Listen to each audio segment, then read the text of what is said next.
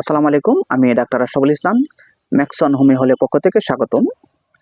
আমি আজকে যে একটি রোগ নিয়ে কথা বলব সেটি হলো অঞ্জলি।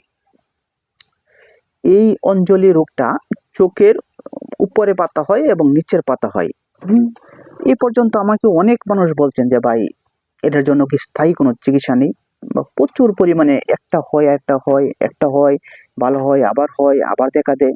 এটার জন্য কি করা?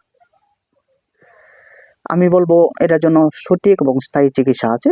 এখন আমি যেটা বলব সেটা হলো যদি কারো জানতে পারেন উপরের পাতায় অঞ্জলি হয়, এটা গ্রামের ভাষায় আরেকটা নাম আছে, এনিহা বা অনীহা, বিভিন্নভাবে বলে বা বিষফোঁড়া বলে, যেটাই বলুক না কেন উপরের পাতায় যদি জানতে পারেন যে অঞ্জলি হয়, তাহলে এটার জন্য একটা হোমিওপ্যাথিক মেডিসিন বলবো, সেটা হলো স্টেপিসিগ্রিয়া।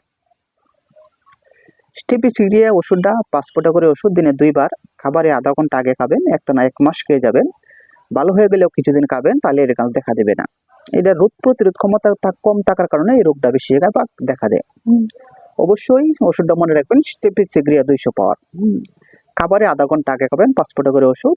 তাহলে আশা করি উপরের পাতায় যদি কারো অঞ্জলি হয়, তাহলে এটা মনে রাখবেন যে ওষুধটা স্টেপিসিগ্রিয়া। এই বিষয়ে যদি কারো তথ্য লাগে বা কোনো কারো পরামর্শ লাগে, অবশ্যই আমাদেরকে জানাবেন। আমরা সঠিক তথ্য এবং সঠিক পরামর্শ আপনাদেরকে দিতে চেষ্টা করব। ভালো থাকেন, সুস্থ থাকেন। আসসালামু আলাইকুম।